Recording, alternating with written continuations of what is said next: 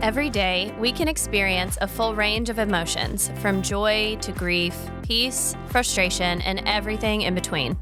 But we're still expected to be an A player at work, be a good partner, to parent children, take care of our animals, and have food on the table, even in the throes of grief. So how the hell are we supposed to do it all? On the Human Sessions podcast, we'll guide you through strategies for being your authentic self in every part of your life, no matter which emotions are in the driver's seat that day. We'll talk about how human design, energy, and Reiki can all be useful tools for showing up and showing up well. And if we lost you at the word energy, I promise you will walk away from every episode with tactical tips to feel more like yourself. I'm Rachel Hatterberg-Walt, human energetics expert and Reiki master. And I'm Val Marini, grief and trauma specialist and energy healer. This is a no bullshit zone. This is an anti-perfectionism haven. This is the Human Sessions podcast.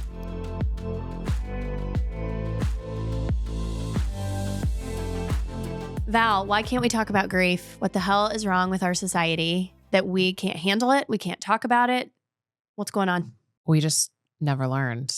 I mean, it's really interesting to look at the generations today because I'm going to just categorize myself as an elder millennial because that feels comfortable for me. But I was raised more in line with like Gen X, and kind of that generation feels comfortable for me. It feels familiar. And that was not the generation that was getting counseling or care or had parents that were even remotely resourced. It was like the generation that kind of became the catalysts for supporting that tipping point where therapy started to become more normalized. And now we're in a place where we talk about therapy all the time. We have all these words. We talk about, manifestation and alignment and grounding and grief and trauma, but we don't actually talk about what that means. And so some of those words have become meaningless, and some of those words have been used to just intellectualize out of the work, intellectualize out of the grief, because there's kind of two discomfort points. There's the very clear discomfort of being in grief. It is uncomfortable. It is sticky. It is hot. It is so unpleasant. And it's heavy. Only way out is through, unless you choose to dissociate. Well, and we don't like negative feelings in this society. They're not acceptable. Anger, grief, sadness, depression, frenetic energy can be a flower from the seed of grief. And grief is a foundational emotion that then does flower all these other presentations and expressions. And so I don't think we recognize the underlying grief. We're just managing and hiding the surface feelings. Yeah. And then not to mention totally disregarding the foundation of the grief that is underneath it all. I mean, and it's so appealing. I've never walked into a moment of grief and been like, I'd love to stay here. Like, I want to hang out for a while. It's like your natural instinct is going to be, how do I get out of this as fast as possible? And if we have no tools and we haven't built the resiliency and we're not properly resourced, and more importantly, like, forget all the things that I just said that seem like they have a price tag to them or require an expert, we're not patient with each other. Mm-hmm. We don't often have time for ourselves, so it's hard to take time for other people. We need somebody to stand with us and be with us and hold space with us for 8 minutes of connection to be able to regulate. And that's like just baseline. Well, and when you say hold space, because I think that's something in various circles that you can add to the list of like manifestation and alignment and whatever. Holding space to me looks like physically being there, sending a checkup text, sending even a meme that I feel seen and heard by because people know what I'm wrestling with and what I'm dealing with. Yeah. Having my friends, even on Voxer, say, look, don't respond, but we're thinking of you. I know things are hard right now. Don't respond, but we're thinking of you. Or having a close friend or a partner sit on the bed with you while you're losing your shit or crying or snotting or laughing or however it wants to come out. That to me is holding space. What do you think? Yeah. It feels like to all you? Of those things are correct. I think when the foundation of holding space for me is I'm going to put down my phone. I'm going to cancel whatever I have. I'm going to be with you. I'm not talking. I'm here to listen. I'm not going to solve your problem. I'm not going to tell you how to heal. I'm not going to make it about me. It's just, you tell me anything you need. Like, you tell me what's going on. You tell me how you feel. Every feeling you're having right now is valid. Like, we need people to witness us and give us a permission to say the things that, like, we would probably not say otherwise because we're trying to be a good person, or we're trying to be positive, or we feel this like expectation to be progressing through grief. So we become fine and we become okay, and it becomes not a big deal, but it is a big deal. And so sometimes we just need somebody to like truly sit in that space with us and be like, yep, everything's valid. How do you feel through that? And sometimes we can say, and I always try to say at the end, is there anything I can do for you? What would be helpful? But when you walk away and you're no longer in that space with that person, and there is that distance, and when you just talked about the text, following up and saying, hey, I'm doing this for you, and not waiting for them to reach out. Because they won't. out of I mean, they're proximity, emotionally exhausted anyways. And when you're in deep in grief and someone is telling you, hey, let me know how I can help you, it feels exhausting to think about, okay, well, what are my needs? Like, what do I even need? How can I tell you? We are, in general as a society, and I would dare to say, especially as women, really have a lot of resistance around asking for help anyways. And so when you're deep in grief and you're already emotionally spent, to think of your needs and then to ask, even if it's a best friend, even if it's a partner, or much less a boss if you have to show up to work, or anyone else that's a little bit out of the circle of trust, feels impossible. It feels like an uphill battle.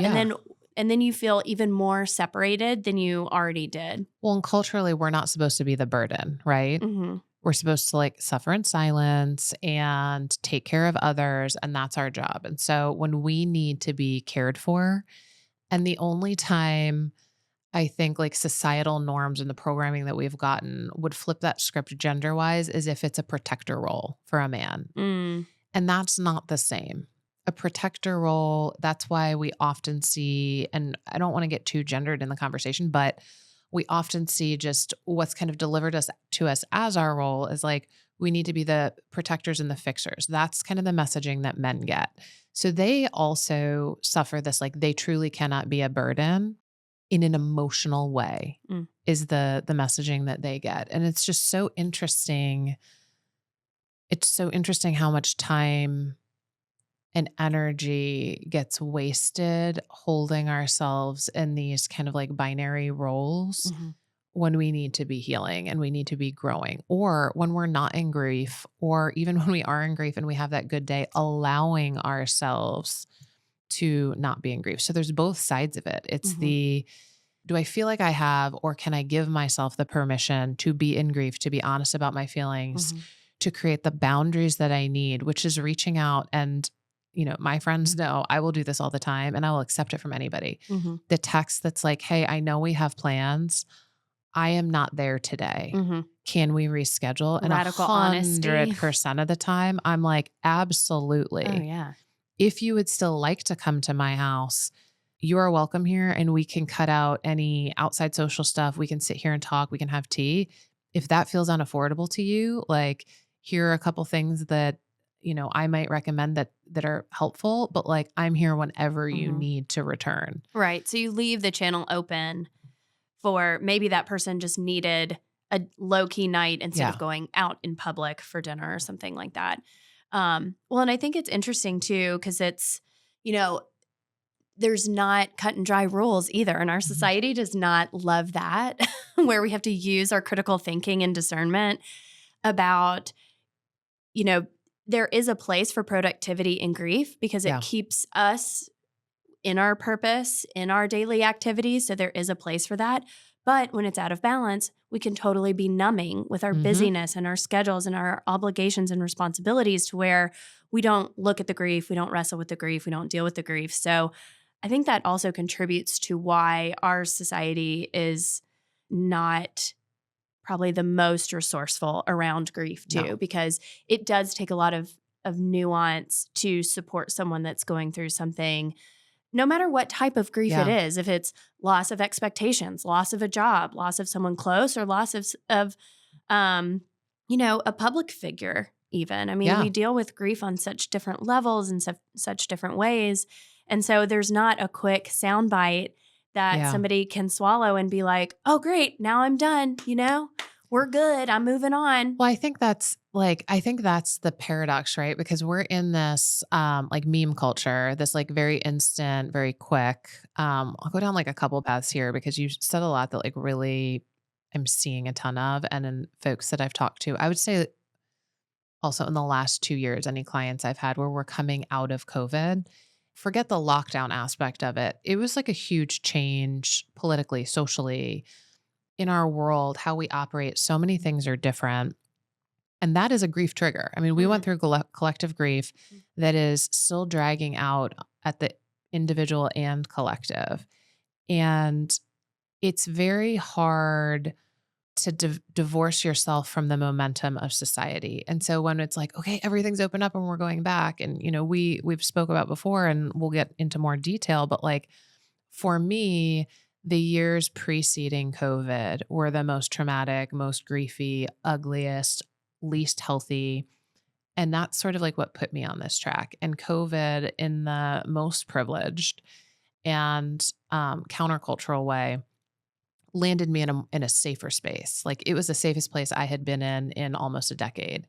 And it was the healthiest space for me. But I say that, and that makes it sound like it was like easy and happy and great. It was horribly difficult to get through the work, but I happen to like know how to find resourcing, and I love learning, and I found people that I trusted, and like that was a great entry point for me. And I had known my energy coach and my Reiki teacher for years and years prior. So it was really an easy entry, which is, I think, a huge privilege and a barrier for a lot of people. But I landed in that, and I still had to change foundationally every cycle, every habit, every thought that was going through my mind, holding me stuck in that place of grief and holding me stuck in that place of trauma. I think what was visible to people in my life was that I put up like a ton of boundaries, and I made my world very, very, I would say small, but it was really safe. Didn't go out the same. It wasn't about being social. It wasn't about connecting to people. It was about connecting to me. And I think that's the hard shift for a lot of people, because like the first thing I did was I immediately stopped drinking. I then enrolled in all of my like trauma, PTSD, both personal individualized resourcing and collective programs, because I found that worked really well for me, was to learn how my brain was working. The two at the same time really lent themselves to each other. It's probably not everybody's path, but it was mine. And then through that, I started like creating my daily practice. And that sounds so yogic and woo woo. And like immediately I woke up one day and was like, oh my God, I found the light in meditation and now I'm aligned and I'm manifesting. And it's like, no, that's the like spiritual bypass aspect of it. When we misuse the concepts and we're not doing the work and we're pretending in the work. The work is every single day. It is very, very hard. It is incremental. It is little commitments that you start to build the habit, and then you build habits on the habit. And I got to the end of it and it was like, okay, I've changed all of these things about me. And then you look around at your world and the world that you knew before, and it's like, I have to change this world too. Mm-hmm. And that doesn't mean I'm going to save the world. It did definitely change how I interact with people in my life and the teams that I work with. But it was also looking at friendships I had where I'm like, I love this person very much. Like there's the unhealthy ones where you prune that tree immediately. Like the people who cause you grief, the people who say the really shitty, inappropriate things. And we'll get into that because I know we got a lot to say about that. But for me, it was also the people that I love very, very much that were not doing the work themselves. And that made it unsafe for me to have them in my life at the same degree. And that I think is actually the most challenging, because it created a little barrier of like trust for me with myself, of like, no, but I really care about and love this person. And I needed to get comfortable in the fact that both of those things could be true. Mm-hmm. They're just not maybe the safest and best to be close to me in my life today because I'm working on the long term. But that doesn't mean that if they do their work and if they evolve at their pace and do their own stuff, that we're not going to come back together and it'll be better and brighter than it ever was. So it's like not a diss on the individual, but that was very hard. Mm-hmm. And I think a lot of people went through that in a less acute way through COVID, where like suddenly the world stopped and it was like, oh no, this is not working. This is why like divorce rates were like 70% coming out of COVID or something like crazy like that. It's just interesting. And I know you went through a ton during that same time period. Mm-hmm. Yeah. Yeah. And I think it was built on, like you were talking about, previous griefs that I hadn't really reckoned with at all. I've had a couple of losses, growing up. I moved. So there was, when I was in 4th grade, so there was some grief with that. And then, various degrees of grief. But one of my biggest entry points into having to deal with grief was the death of my 2 grandmothers in the same year, but also while I was pregnant with my first child. And because I didn't know how to deal with grief, I thought that I was going to do my unborn baby a disservice by trying to process the grief. So I shoved it way far down. Well, not that far, because what ended up happening was it burst out of me, I think, through postpartum depression and anxiety and rage, truly. I'm a fiery person anyway, so it's not a stretch that grief would cause me anger and rage. And there were a lot of other factors for the postpartum depression as well. I don't think it was only because I was holding out on the grief, but I think that had a huge emotional component. That, and I just was not resourced yet around emotional regulation strategies, anger management, watching my mindset. We've talked a little bit about it before. I was dabbling in some meditation, dabbling in a healing journey, definitely not committed, just kind of haphazardly doing it. And self-care, quote unquote, in my mind, looked like a bubble bath and like a spa day every 6 months if I was real lucky to get a gift certificate for Christmas. So I was like, why am I so out of control? I've always wanted to be a mom. Why is this happening to me? I just didn't see this part coming. And, I forgive myself for the choices I made then and how it presented, and I wouldn't change it because it has given me great grief resourcing through the griefs that I've had this year, which has been a little heavy. But it's been interesting that because I didn't really process that grief in 2020, when the world shut down, I was acting as a speech pathologist in a hospital before COVID, but then as it came and we didn't really know what we were dealing with. And as a speech pathologist, we deal with patients with COVID because of breathing and swallowing coordination issues. And we were in the ICU, and just having that terror that I was going to bring this home to my family. And then the grief also, there was so much wrapped up in that. Much. The grief of seeing loss on an up close scale. I was only there two days a week too. So it wasn't like I wasn't even full time. I wasn't, a respiratory therapist in there all day, every day. But from what I saw, was so up close to the broader dialogue about what was happening with COVID. And then all the social aspects of it, not to mention the health aspects of it. That was bringing up a lot. But then thinking and being terrified that I was bringing this home to my children was a lot. And then I said goodbye to speech pathology for 4 years after that, because so that was a death of the career as I knew it as well. Like I didn't really wrestle with that much until I had to quit because my husband staying home with 3 small children, and as he's trying to, work a full-time job, was not sustainable. So I made the choice to quit and stay home with them and manage them. And I committed to that every single day I'm going to meditate, or I am going to really lose it and show up as the opposite of how I want to show up. And when I started doing that on a daily basis, I thought, oh, this is what they're talking about with meditation. This is what they're talking about with self-care, quote unquote. It's not, sitting on the top of a mountain in lotus pose, with your mudras, and that's great if you love wonderful. I love doing that, but it's not going to solve the problem. No. But I think too, it was the ritual around it, and we don't have, some religious groups have really beautiful grief. And native. Oh my gosh, yes, and native American groups have these beautiful death rituals, and they keep their ancestors just so alive in their present day and their earthly existence as well. And I feel like collectively, we don't normalize that as much as I think it would serve us individually. Because after the loss of my two grandmothers, the postpartum depression, then we moved, then COVID, then, this past year, a few different levels of loss. The ritual aspect of it has been a huge grounding, healing force for the grief.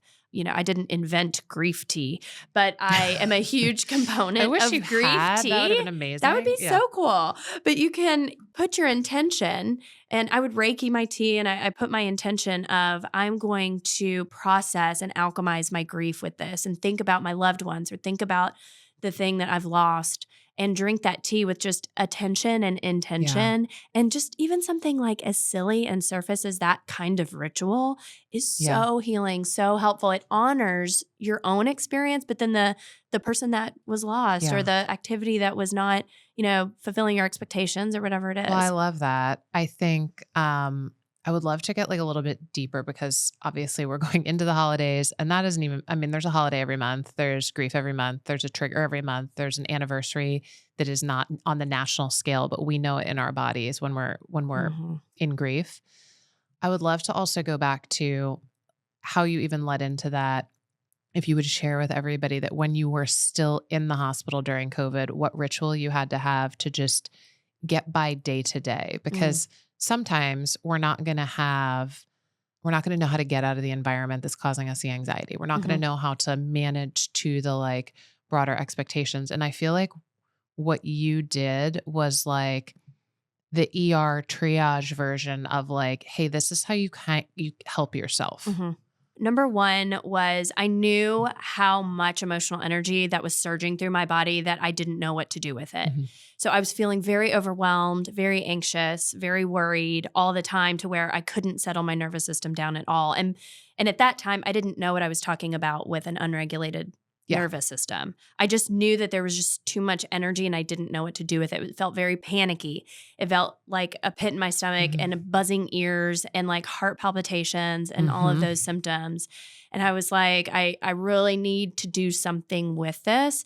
And what it looked like was setting boundaries. So I told my husband and my family, with 3 small children, they were like 3 and under or 4 and under. They totally going to listen to their mom's boundaries.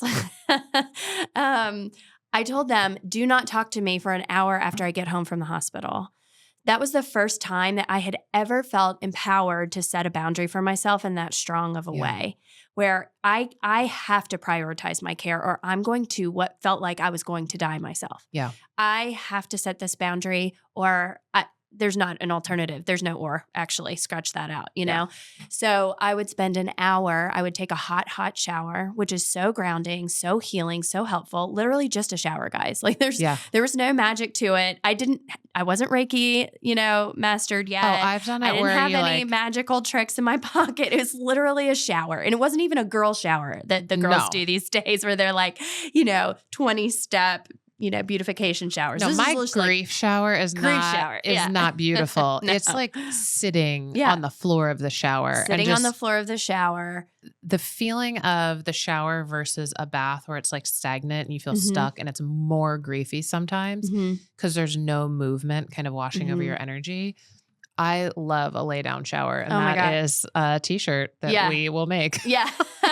Love a lay down shower. Sit in your shower, bitch. Like that should just be the grief, step 1, sit in your shower.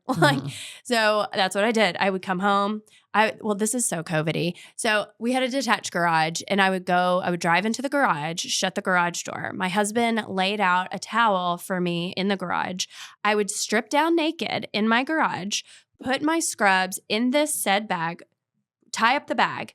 Then I would put my towel around me, hope that no neighbors were looking, ran to the house, threw my dirty laundry in on the sanitation cycle, and ran upstairs to my sit-down shower. And I would be in there, I would say 30 minutes a day. I mean, I'm telling you, I didn't look at our water bill, but I know that thing was at least double. And I would sit there, again, not doing anything magic, but just doing it until I was ready to get out. And then I would get out and I would sit in stillness for 15 minutes, 20 minutes. Then I started incorporated, some other audios and some breath work. And I started folding in some other somatic tools and things like that. But it was really the boundary was the power. It wasn't the shower even. It wasn't the meditation even. It was the boundary of I have to have this hour before I can re-enter the world. And then I would do that. And that's when really everything flowered as far as my emotional regulation and spiritual development and meditation instructor desires and Reiki master desires and all those things really stemmed from that experience. I mean, it's so funny because we obviously like came at it from different points and went through it in different ways from different experiences. But like thematically, it was exactly the same for me. Just in a different way, I did not leave my home. I mean, I had like one or two people that like we were in like our own little pod for the beginning part. But for the most part, I was coming off of years and years and years of constantly traveling, living like I had just been living in New York on and off for 6 months for work. I had businesses in another state that I was traveling back and forth to. Like my system regulation was like, that wasn't even a thought. It was like just pushing forward. I was completely dissociated. I was not dealing with any of the things that like I knew I needed to deal with. It was full-blown survival. So when I landed in my house, I owned like a million gyms, but in the previous like 3 or 4 years, everything had been so trauma and griefy that like, and I was in such a bad place because I had unhealthy people in my life. I was in healthy systems, routines, all of it. What is it? The shoemakers kids have no shoes, except I was like the shoemaker and my own kids. And I was like, this is the worst. I want a new mom. And so when I landed in my house, it was like, okay. I mean, I had moved into my house almost a year prior and like had not unpacked some of the boxes because I didn't spend enough time there. Mm-hmm. So I went through that, which is a very cathartic, and we'll talk about that because environmental health sounds like something different, but the mental health and energetic health of your spaces. Oh gosh, that could be a whole series. That's a whole other day, but for sure, I like went deep into that. And then because I had so much free time, was also doing my work, but where I started with routine for me, the first thing was taking time for myself, but listening to what was coming up in my body.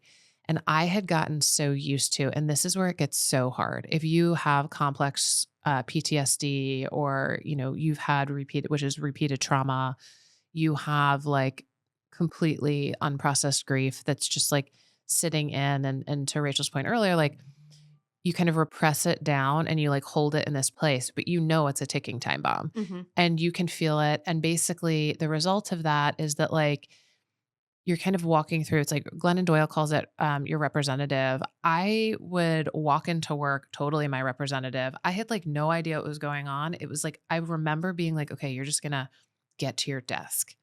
I worked on a trading floor. It was like 100 yards. It was like a freaking football field. But you're just like going through the motions. And I remember thinking about like the internal corset, which is how I feel about like grief. When I get triggered or I'm in grief, and instead of it being like one moment where something happens and the adrenaline releases and you like feel it in the pit of your stomach, it was like my constant state of living. My gut health was off. Obviously, my energetic and mental health was off. Everything was off.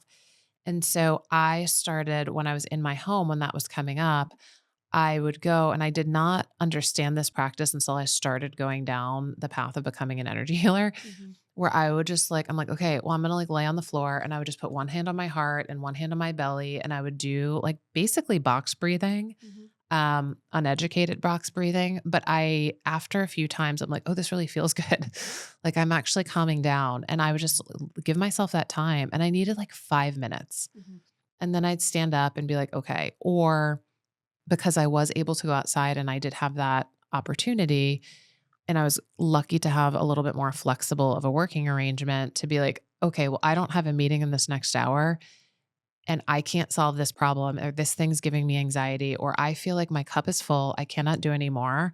I would just like walk out the door and walk for an hour and then come back in, eat a snack and go back upstairs and be like, all right, what was I doing before? And it was that Well, like pause. Yeah, but I think we underestimate the simplicity of how these tools present, so we don't think they will work, Yeah. but they are in our pockets all the time. We can, you Yeah. know, always get outside and get some fresh air. And if we can't, we can look. Even there's research out there that says if you even look at nature on your screen, you Yeah. get some of the benefit of it. Yeah. And that feels too easy. A breath, a boxed breath Well, it's like, feels how do too you easy. escape the moment that you're in without dissociating? Mhm. And I think, and I do want to make this point because this is something that, this is a common flaw in the progression of this that I hear from clients and just have also probably experienced myself. It's great to have this list of things to do. Mhm. I think the first problem, and to your point, is like we know most of these things are basic. Like go sit out, get outside, drink some water, Basic needs met. sunshine, Have you eaten? basic needs, Have you all had of those water? things. Have you had sleep? And sometimes we will bypass the fact that we're like, oh, well, yeah, I know about doing that. It's like, okay, did you do it? Right. It's like arguing with a child, except it's with yourself. Like, did you brush your teeth? Did you really brush your teeth? So that was like step one. But step two was I would not have gotten the full benefit out of those little things if I hadn't broken the larger cycles that were removing the people that were unhealthy for me. Mhm. And for me, it was like stopping drinking and focusing more on like, what's going on in my gut? What foods, and this is not like a restrictive thing. It was like, what foods make me feel good? Mhm. What foods give me energy? I started like my morning routine where, and so this was like the next phase. Like once I kind of got regulated and all that was out of my system and I'd created those boundaries and I created my own safe space, it was like, I need to go to bed earlier. I don't want screens at night. And then I want to wake up earlier and I want to flip my schedule so that I'm doing like meditation and movement in the morning. Mm. And Well, and that can be different for everybody Yeah. too. So with human design, that's really helpful to hone in on what time of day might be Yeah. helpful for some of these strategies, how you want to structure some of these healing rituals, grief honoring rituals. For instance, I have a energetic profile that's not consistent. It's just not Yeah. innate to me to be consistent. And so at first when I started incorporating some of these tools, I was like, why the hell can't I do this every single day? Once COVID receded a little bit and I didn't have the intensity around, I have to do this every day. It's like, oh, now it's kind of back to normal life schedule. How do I now incorporate this when I'm not so activated and I'm more regulated, to your point? And I was like, how can I do this? I'm not consistent. I'm never going to be Yeah. able to do this every day. Well, no, what I have to do because of my energetic makeup that I know about in human design is I need overall structure. I need a time block. Mine happened to be in the morning before my day. I saw greater benefits before all my Yeah. family members got up than at night. So I wanted to get up. And that is the only commitment I made to myself was I'm going to get up early at this time. And then I'm going to see what feels good. Do I need to meditate? Do I need to walk? Do I need to just sit? Do I need to sleep? Do I need to journal? Whatever. I had all these Yeah. tools in my belt that I could in real time be able to access depending on how much grief was in my surface emotional body at that point. Maybe something was triggered and I'm feeling overcome and I need to sit and cry, or maybe I need to move it out through yoga or something like that. But if I get too specific and prescribe my morning routine to a T every day when I don't know what my energy is going to be like tomorrow, the next day, it fails. Also, there's the incubating period when we're actually regulating ourselves, or the incubating period where we're understanding the work we need to do, doing the healing work. I don't want to offend anybody, but you cannot do that if you're still making excuses for the routines. You cannot do that if you're inconsistent. Like there is an incubation period where you return to yourself and you actually learn these things. There was like a period of time in my life, the last time I remember working on this, which was like obviously without any knowledge or education or words to talk about it, was much, much earlier. I was much younger and I used to run at night. But like, this is super unsafe. Do it on a treadmill, y'all. I didn't have the energy in the morning. It wasn't where I was at, but I would run at night and it was like this time, and it was the same thing for me. So this is thematic for my personality. It was like the time when everyone was asleep, the time when everything else shut down. I could have the road to myself. I could have the time to myself, and I would be able to show up and like run 10 miles. And I'm going to say I was also training. I was a rower in college. I was a Division I rower and then US pre-elite team. I wasn't trying to like run myself 4 miles, but like that seems to be the thing for me. And now in my life, because I have more going on during the day and I am a manifestor generator and I do lose energy after I've been like bopping around in a million different directions, I found that I no longer can do that at night. At night, I can do deep stretch. At night, I can do yoga nidra. At night, I walk. And we just changed something recently in our house where it's like, I don't do screen. I'm trying to do less screens. Like I'm doing some out of necessity. And occasionally I like watching a movie and I think that's really fair. But like reading to each other. And it's been wonderful. Mm-hmm. It's been a really long time since I've read out loud to somebody or been read out loud to. Well, and what an intimate, connecting ritual before bed. And wouldn't you rather fall asleep to that energy than whatever's on TikTok? Yeah, well, for sure. Yeah. But it reminds me of like my childhood and it's such a safe space. Yeah. And I was lucky, very lucky to have like a dad that read with me and that's how I learned to read. But anyway, getting back to it, it's like I'm starting to learn the cadence that works best for me. And for me, I find that if I don't commit that time in the morning, and my ritual became going to bed early and I would do like my own Reiki self-healing to fall asleep and listen to like podcasts or meditation or occasionally like just a playlist like Noah Khan. Like when I discovered him, it was during COVID and I was like, oh, like this resonates, but it doesn't activate me. It resonates in a way where I'm like, oh, I feel connected and I can actually fall asleep to this. And then I would get up in the morning and was so excited by my coffee routine. I love coffee. I like making it at home more than I like it anywhere else, just because of the ritual and because it's there. And then I would go sit on the couch with my dog and like have time. That's like meditation time. That is like working through like, hey, what's my focus today? The thing that was bothering me yesterday, have I processed through it? Was it like I needed to nap or needed to eat? Or is this a problem that like I need to address today? And how do I want to address it?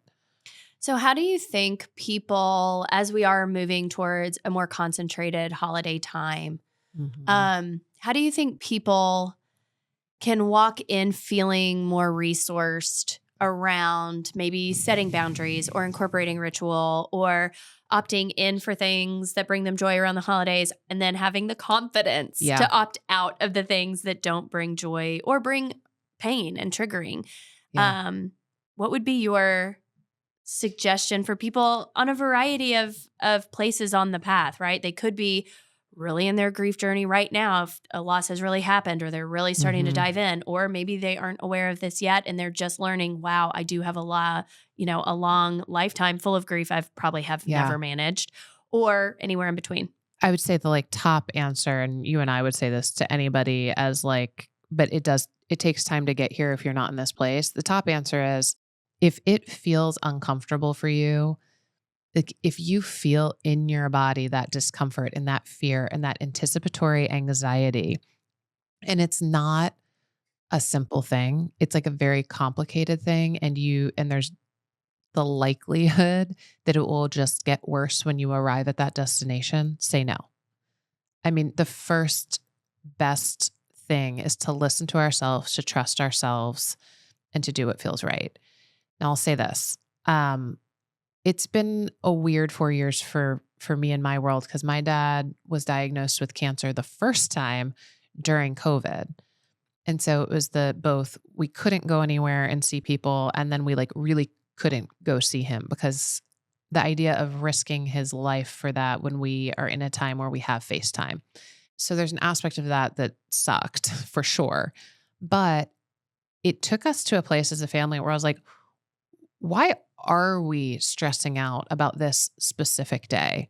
Does this specific day have that much meaning? Is being together on this specific day what's the most important? Or is it the most important that we listen to ourselves and say, hey, this may be too much. This travel may be too exhausting. I really want to be home. When I was growing up, I have a huge family. I love my family.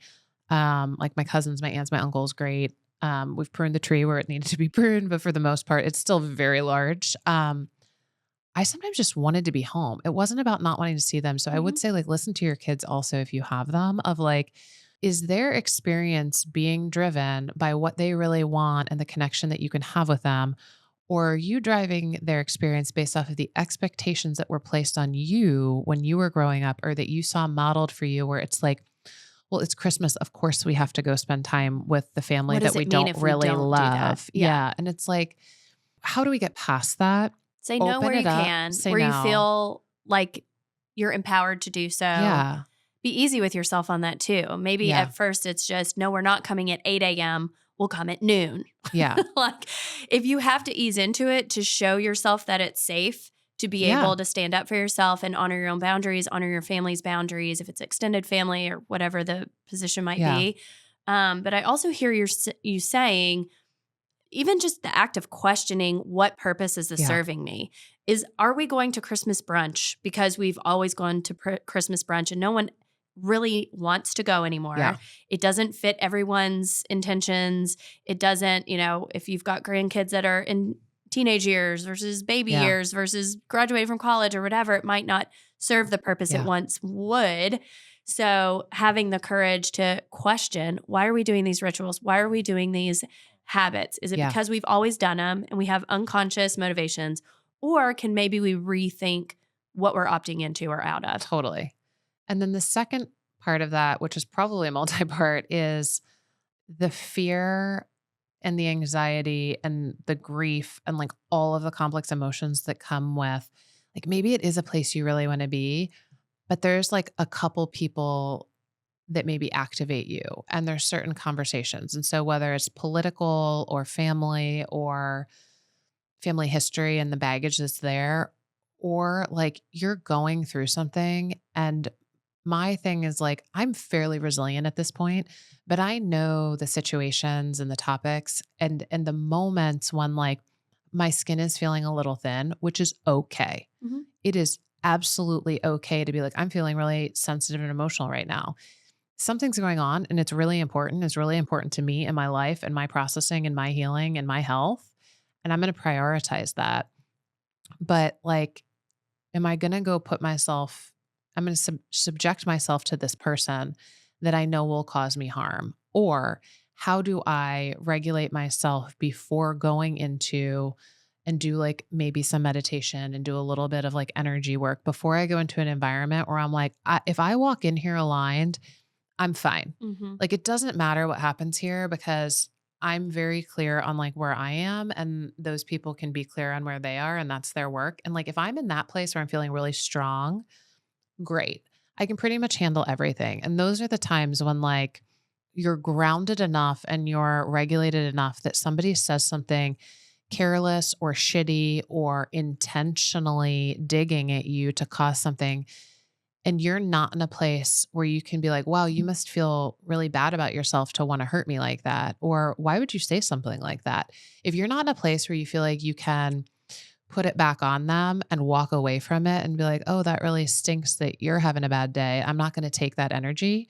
If I feel like I'm in a place where I'm like, if somebody says this to me, I'm going to lose it. Or like, I need to be really careful. Like, that's for me the like, hey, by the way, I have COVID. I can't go. Right. Like, hey, by the way, like I'm not available for this because that's not healthy. And this is the conversation where we kind of like bleed into, you do not have to sign up for trauma. You do not have to sign up for other people to tell you how your life or your choices or your self or your existence are valued or worthy.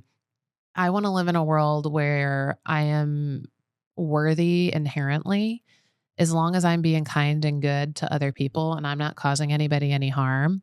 I expect the same in return. And if I can't expect that same level of just kindness, there's many people who are not on spiritual journeys and know nothing about any of this that are just managed to be kind. And like, that's just being true to values. If I don't want those other people in my life. So that was a really like, whether it's family or friends or coworkers at holiday parties, like you don't have to go. Mm-hmm. You don't have to go. That's not it. It's not where it's at for this season. So I think it's hard. Like there's no magic word. There's no meditation that's going to change reality that you can do in your car. That's going to be that like one king card to help you. Mm-hmm. Well, even just daring to ask yourself these questions. Like, am I ready to do this? Do I really want to do this? What are my intentions going into this? Am I feeling strong and resilient enough to show up, or do I need to stay home? I think is brave. That's a revolutionary act in the days where we are still playing into this unconscious behavior of like, well, we've always done it, so we're always going to do it. And it doesn't matter if you leave bruised and scratched and then having to recover afterwards. And I think like the more you preemptively start thinking about this, I mean, I feel like, time moves fast and we're always getting ready to see somebody for something or prep for something.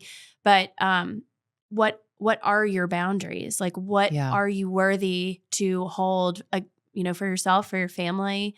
And how can you start off with ones that feel approachable to you and doable to you, so then you gain the confidence to keep going and to stand up for yourself, and then use it as boundaries are intended to do, which is preserve yourself and keep yourself safe, not to damage other people or wield like a weapon and like, well, we're not going to go because, y'all know the difference. Y'all know the difference out there between setting a boundary because you're feeling good and healthy and you want to maintain that versus you want to dig at somebody else for doing it too. Totally. Well, that's where it like flips the conversation. It's also like in these moments, how are we creating that same grace for other people and it may not be that they're not showing up at your house because you're inhospitable or they feel like you might hurt them. They may truly just be in grief. Mm-hmm. When people are in grief and depression and triggered by something, which is just the holidays are like a minefield of that. It doesn't need even to be an interaction. Sometimes it's like a memory, the nostalgic memory that triggers your grief, the nostalgic memory that like just takes you down. And I have been through that so many times where you're like suddenly on the kitchen or the bathroom floor and you're like, oh my God, I don't think I can get up, but I have to go meet this person. Things you can't predict either. Yeah. But how do you respond to people when they reach out to you and they're like, I just don't think I can. It's like, that is 100% okay. So it's also like not being like, oh, come on. It's the same thing when like people are trying to quit drinking and you'd be amazed by the number of friends who are like, just completely bypass that because they need somebody to be with them while they made a bad choice. And it's like, no, dude, be a better friend than that. How do we show up for the other people and not take it personally? Because we may be really excited to see them and we may be in a place where like, oh my God, it's going to be so fun. We're going to have the best time. And that would be true any other day of the week. But this day we got a man down and how do we help her? Well, and that can be really scary too. I'm coming up on some grief milestones. Last year at Christmas time, we were spending my aunt's last Christmas with her on Earth. Yeah. And it was the most magical Christmas ever. And so not being with my family this year, I'm with in-laws this year, not being with my side of the family, to go through that legitimately scares me. Yeah. And I am resourced and I have practiced and I have preemptively, made a plan of attack. If I'm feeling a wave of grief come over, what am I going to do? I've been pre-planning this already, but I still, it's like trying to beat the game of grief too. Yeah. Like sometimes it's just going to overwhelm you and you have to be radically authentic and radically honoring of yourself to say, I can't go to Christmas service, or I need to take a shower before I come downstairs to open presents, or whatever you feel is accessible for a regrounding moment. And so it'll be interesting, now that we've started all these conversations too, how energy works. Part of this is the awareness and having us even just talk about it. I'm interested to see how it weathers through the holiday season, just on a personal note of, will this help me or make it more spicy? Because I'm like talking a big game over here, making my plans of survival. My first few years of it were like pretty spicy. Yeah. Like there was it took a lot of time, I think. I mean, my parents obviously understood because they were subject to it. They understood that I was not wanting to kill my dad with my germs or bringing COVID into the house. But there was still like an element of shifting. There's always going to be that adjustment period because even though I wasn't suffering FOMO, I created a gap in like an expected or normalized experience or like a routine that created that for somebody else. And the hard part is just having to recognize and be okay with the fact that like, that's their thing to deal with. Like Yeah. that's for them. Well, and I feel myself too, just even talking about this circumstance and just that specific grief in general this year is like having to validate myself for still being in the grief and going to be triggered. And here I am getting emotional, even thinking about it, talking about it. So I'm sure it will be emotional at the time. And it would be so easy to also bypass it with my kids and all the planned things and all the pretty lights and all that kind of stuff. But it's almost like I'm trying to validate myself. Like, she's still important. It's still okay that I'm in grief. It's still okay that I might feel sad over Christmas. Like, this was her last Christmas. It's like I almost want to make a plea for it being okay. It's like 100% because you've never been given that permission. No.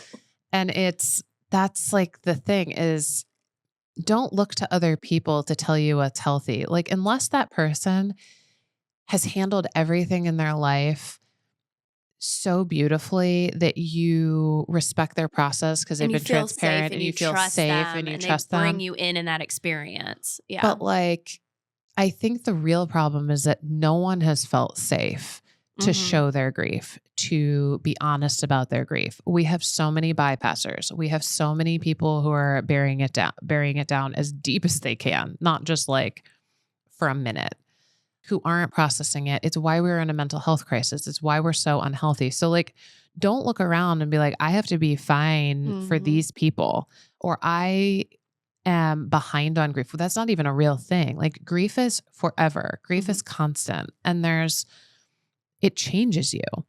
This is also its own episode, but like I have a little bit of trouble and I spend a lot of time like in kind of where I think things part from, like philosophically from what I believe, where it's like we can get on this, it can go a little bypassy if we're like everything happens for a reason. Now, I feel extremely grateful and very honored for every experience of grief and every traumatic event that I've experienced in my life, but I am grateful for it in different ways. I don't look at everything and go, oh God, like, that was I'm so grateful that happened. There are things that happen that are like absolutely not okay. Well, you're choosing to make meaning out of it. Well, yeah, you can either make meaning out of like, oh, I needed this slap in the face to like get me back on the right track. And for those things, I find it's usually like in a relationship or at work or something that like rattles your foundation and gets you on a different path. When we're talking about like deep, deep loss and grief, you've lost a child prematurely. That's out of order. You have somebody you loved was like tragically killed or taken. And it's like, it's a traumatic event and it's a traumatic offense that was not natural and it was significant. The way that I deal with that to get to the same place of value for the experience and for the moment is the love connection that I had to that. So let's say it's a person that I lost, and I've lost many people through the years, very young, not talking about like aged out of the system, like very traumatic. I am not grateful that happened to them, and I am not grateful for the experience of losing them, but I am grateful for the love that I had for them and the relationship and all of the things that I gleaned from having had that experience or knowing that person in this lifetime. And so where I become grateful after I've gone through my process of I would say preliminary grief is I am not going to let this experience go without value.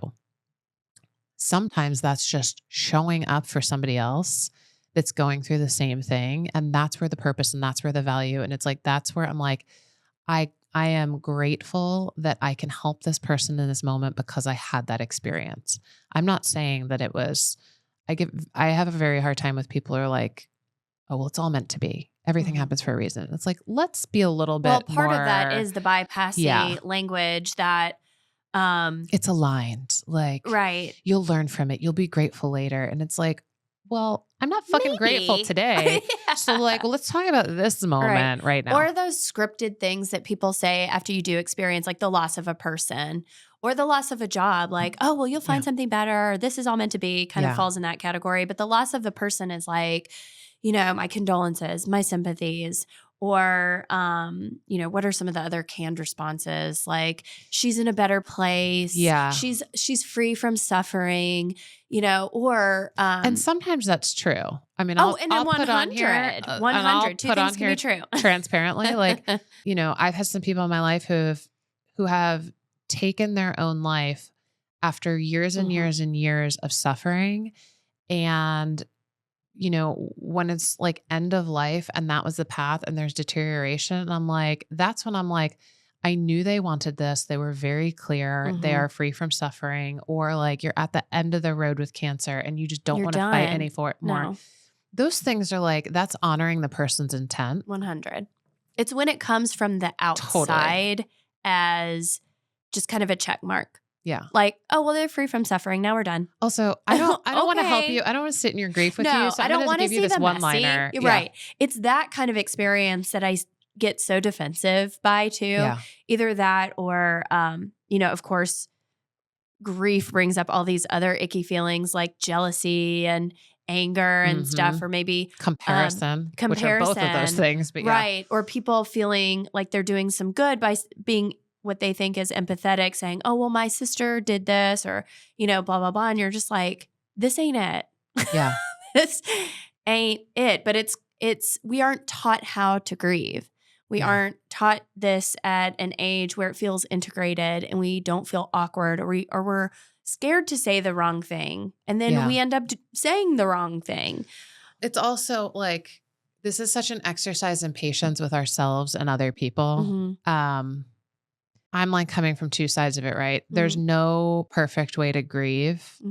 There's no perfect way to heal. In my quote, perfect image of myself or align, or like what I would be like, if I'm in my best and highest, right? It feels like endless patience. It feels like endless compassion. It is unconditional love. Like those are the goals. And I hold those every day. And that's the framework that I'm like, occasionally in a moment, like, oh, this thing, I could really personalize this thing. I could really let this thing take me down, or I could flip it and think about that person and have compassion for them and not be annoyed. And like, what do they really need? Because I'm being triggered by their suffering. They need more compassion from me. There's days when that's like very accessible and easy, but I do occasionally hit a threshold with the celebration at times, the very, very public attention seeking aspect of not doing my work and really, really suffering. It is an interesting, and this is like a self-confession. Like it's hard for me sometimes when like someone has all the resourcing and they have everything, and it's like, they won't take this step. It's not really about them. And in that moment, and where I've gotten with my work, it's like, I'm frustrated because I feel like I can't help them. Like I'm trying to like hold the space and I'm trying to like lead the carrot. And it's like, how long do we need to sit in this space? When do we want to? It's not about solving the grief, but it's like creating some movement, creating something so that there's meaning in the grief, not in a showy way, but in like, for that person. I do struggle when I see the bypass kick in over and over and over. And then I see the health decline, even from that moment of grief. And you watch that go over and over. So like it is, I want to say it is really challenging. I wanted to give that like other side of the perspective, that I'm not like, oh, I hold endless space for people. I'm not human. It's like, no, there are moments where I'm like, oh, I'm getting frustrated because you're not taking this seriously. And I'm getting frustrated because I'm giving you my time and energy. And I recognize that you need that more than anything, and I don't have it today. And so I'm going to start reacting to this, and I need to like maybe take a time out. Well, I think what we've gotten and solved all the grief world problems here around is that this shit's messy. There's no clear-cut answers. It's nuanced. We have to use our discernment and critical thinking. We have to always be like checking in on ourselves and how can we take care of ourselves and our people the best way we know how in that present moment, whether they're the ones kind of steeped in the grief moment or we're the ones steeped in the grief moment. We have to do our best to hone in on what's truly important for either person and show up in the way we can. in the way we can. And flip what the norm is. The norm isn't to constantly be happy and people pleasing and all that. The norm is that we're in grief and we're struggling and we need compassion and love and care. That's and we the deserve norm. it. We totally deserve it. Well, thank you so much for spending your time with us. We're so grateful you're here to dare to talk about sticky, icky subjects with us. And we hope you join us on the next super interesting conversation, the next episode. Thank you. Thank you so much for listening to Human Sessions.